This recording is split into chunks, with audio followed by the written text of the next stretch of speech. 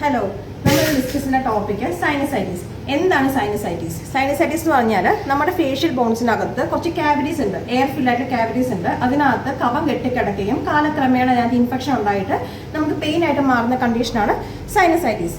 ഇനി എന്തൊക്കെയാണ് sinusitis symptoms നോക്കാം. സൈനസൈറ്റിസിന്റെ മെയിൻ സിംറ്റം എന്ന് പറഞ്ഞാൽ നമ്മൾ തല കുനിക്കുന്ന സമയത്ത് നമുക്ക് തലയ്ക്ക് ഭയങ്കര ഭാരം തോന്നുക. അതുപോലെ തന്നെ നമ്മുടെ പ്രഷർ പോയിന്റ്സ്, നമ്മുടെ മൂക്കിന്റെ 2 ഭാഗം, ചീക്സിന്റെ, നമ്മുടെ കവിളിന്റെ 2 ഭാഗം, ഈ 2 പോയിന്റ്സ്, കണ്ണിന്റെ മണ്ടവശം, അതുപോലെ തന്നെ ഫോർഹെഡ്, നെറ്റിയുടെ മണ്ടയിലൊക്കെ അമുക്കുന്ന സമയത്ത് നമുക്ക് അകത്തോട്ട് കുത്തിപ്പറിക്കുന്ന പെയിൻ ഫീൽ ചെയ്യുക. അതുപോലെ തന്നെ നമുക്ക് ശ്വാസം എടുക്കാൻ ചെറിയ തടസ്സം, ഒരു ബുദ്ധിമുട്ട് പോലത്തെ തോന്നുക.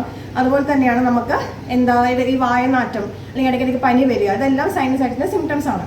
പിന്നെ ഒരു മെയിൻ ക്വസ്റ്റ്യൻ നമുക്ക് വരാറുള്ളത്, ആയുർവേദത്തിനകത്ത് നമുക്ക് സൈനസൈറ്റിസ് ചികിത്സിച്ച് മാറ്റാൻ പറ്റുമോ എന്നുള്ളതാണ്.